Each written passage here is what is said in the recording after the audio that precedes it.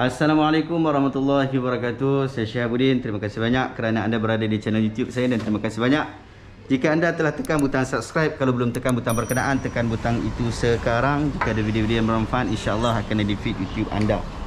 Hari ini kita nak sembang-sembang sambil kita berjalan-jalan di SU Mall Sarjana Utama, berkaitan tentang ada satu isu yang agak menarik berlaku pada beberapa hari ni. Ada seorang ustaz tu, adalah orang tu, ustaz tu dia selalu sangat dakwa dia kena sihir dan sebagainya. Saya tak kisah daripada sudut ketulinan betul-betul kena sihir atau sebagainya, saya tak tahu.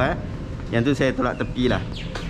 Tapi kadang-kadang benda-benda macam ni dia merosakkan masyarakat kita jugalah. Sikit-sikit kita nak balik pada sihir, sikit-sikit zahir balik pada sihir. Sedangkan nak kata benda tu sihir bukan mudah. Sihir ni adalah salah satu daripada jenayah, salah satu jenayah yang tindakan terhadap sihir ni agak berat.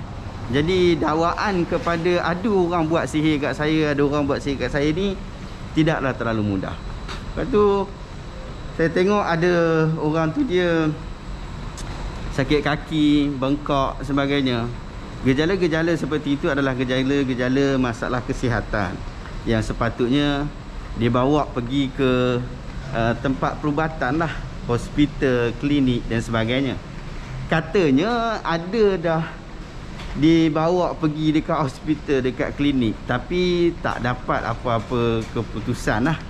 Ataupun dia orang kata tak ada, doktor tak dapat detect apa masalah dia. Saya selalu allergic dengan perkataan-perkataan macam tu. Kalaulah contoh awak pergi jumpa satu orang doktor tu, doktor tu tak dapat detect, lepas tu adakah turun awak balik? Tak patut macam tu. Patutnya awak pergilah cari doktor lain pula. Kan banyak doktor yang ada dekat Malaysia ni. Kadang-kadang boleh pergi cari doktor kerajaan pun boleh, doktor swasta pun boleh. Carilah doktor-doktor yang ada, insya-Allah ada boleh detect. Mak saya dulu pun kanser, pergi satu klinik kata susah, tak tahu tak nampak apa-apa gejala penyakit. Perut nampak membusung, tapi makan tak lalu. Badan menjadi kurus, selalu pengsan. Tapi bila doktor cek, tak ada masalah apa-apa yang kritikal lah. Kalau kita kata sakit perut, bagi ubat sakit perut je lah kan. Bila dia kata gejalanya adalah sakit perut, maka yang tu dia buat. Tapi kita pergi dekat tempat-tempat lain juga, pergi jumpa 2 orang 3 orang doktor juga, dan doktor-doktor yang lain dia pergi sarankan pelbagai kaedah perubatan lagi. Buat semak punya semak, pergi cek punya cek. Akhirnya memang dapat confirm bahawa mak saya ada kanser lah. Mak saya ada kanser. So bila waktu detect kanser tu pun dah tahap akhir. Tahap akhir. Jadi bila kes macam tu, kita dah tak mampu untuk nak berikan apa-apa penyelesaian. 1 bulan kemudian mak saya meninggal dunia. Jadi benda-benda macam ni jangan diambil ringan lah. Kalau kata tua, umur tua, kaki sakit dan sebagainya, pergilah dapatkan rawatan. Jangan sikit-sikit hang kata yang tu kena sihir lah apa bagai. Dapatkan rawatan dulu, dapat cek dulu. Sebab sihir ni kita nak cek susah, kan? Nak detect susah. Kadang sekolah pula, kadang mungkin budak-budak tu yang buat nakal, dia pergi bakak gambar tu ke, kan? Ada banyak kemungkinan yang seperti itu yang kita mungkin boleh fikirkan, ia berlaku. Tapi itulah, saya sentiasa mencadangkan jangan cepat sangat kita kata benda tu sihir.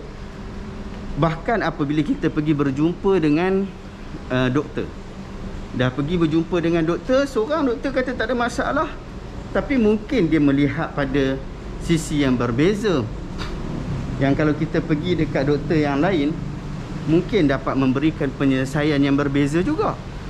Betul tak? Jadi kita pergi cari lagi. Saya ingat dulu Furqan dalam cerita dalam cerita ketika cinta bertasbih, ada seorang watak dia Furqan. Dia kahwin dengan Ana ataupun Nisa tu. Tapi masalah dia adalah dia ni dikatakan oleh suatu orang doktor tu dia kena HIV. Dia pun percaya sakanlah dengan rawatan dengan tu semua. Tapi dia tak dapatkan rawatan daripada hospital-hospital yang lain. Dia tak dapatkan pandangan pakar daripada orang yang lain. Akhirnya lah kali bercerai macam tu saja. Tu macam tu jugalah kita. Jadi benda-benda yang bersifat kritikal bawa lah pergi jumpa doktor. Dan saya dah tengok keadaan yang macam yang ustaz tu tunjuk lah kan, kaki dia sakit dan sebagainya. Yang tu adalah keadaan yang kita kata apa satu keadaan yang berlaku juga dekat adik-beradik kita. Macam abang saya, dia ada diabetes. Dia pun kadang-kadang macam tu, kaki dia bengkak. Ayah saya pun kadang dulu kaki dia bengkak juga, tak boleh berjalan. Jadi bila pergi jumpa doktor, doktor pun tak boleh bagi ubat apa sangatlah, sebab mungkin disebabkan sakitnya tu. Tapi tak ada lah pula kita pergi kata yang tu adalah sihir dan sebagainya. Kita jangan jinakkan masyarakat kita dengan isu-isu macam tu. Walaupun kita tak menafikan hal itu mungkin akan berlaku, ada kemungkinan dia berlaku, tetapi siapa yang akan membuktikannya? Awak tak ada satu orang yang awak boleh tuduh. Siapakah penjenayah yang awak nak kata dia melakukan hal berkenaan? Awak tak ada. Jadi apa usaha kita? Usaha kita cari jalan kesihatan, dapatkan nasihat-nasihat perubatan, nasihat-nasihat kesihatan. Pergilah jumpa doktor, jumpa pakar, supaya benda tu dapat diselesaikan dengan baiklah, dapat diselesaikan lah. Jadi perkara-perkara macam ni saya ingat kita perlu berbalik kepada basic. Apabila kita sakit, kita dapatkan rawatan. Dan kita jangan selalu sangatlah asyik nak bagi tahu kita kena sihir. Sebab dakwaan daripada ustaz tu bukan kali pertama. Yang ni bukan saya nak tuju kepada ustaz tu sangat, sebab tu saya tak sebut nama. Saya tak nak tuju kepada ustaz tu sangat. Kalau benar dia kena sihir, kita doakan semoga Allah Ta'ala sembuhkan beliau daripada sihir berkenaan. Tetapi kalaulah ia tidak benar, saya rasa kesian secara peribadi. Saya rasa kesian secara peribadi jika dia tidak mendapatkan rawatan yang benar, rawatan yang betul. Betapa ramai orang yang dakwa diri dia kena sihir, tapi sebenarnya yang sebetulnya dia tak kena sihir pun. Dia tak kena sihir pun, tetapi dia tidak mendapatkan rawatan yang betul daripada doktor dan pakar yang betul. Akhirnya penyakit dia bertambah teruk sehingga akhirnya tak dapat diubati lagi. Mak saya dulu bukannya sihir, tetapi keadaan tu orang boleh kata dia kena saka.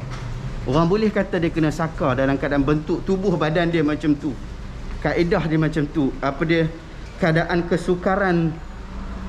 kesukaran hidup dia macam tu. Orang boleh kata macam-macam lah. Orang boleh kata kena saka ke apa, tapi kita tak ambil jalan tu. Kita tak ambil jalan berkenaan, dan kita cari kaedah rawatan. Cuma pada ketika itu sudah lewat. Sudah lewat. Dan bila sudah lewat, tak ada apa lagi yang kita mampu untuk lakukan melainkan bertawakal kepada Allah Azza wa Jalla. Dan akhirnya mak saya meninggal dunia. Saya berharap daripada kalangan orang lain dapat mencari asbab-asbab itu dengan lebih cepat lah. Kalau macam contoh ustaz yang kita sebut hari ni, dia sedang menghadapi masalah itu, kita harap dia dapat disembuhkan dengan baik. Jika sihir, Allah Ta'ala sembuhkan.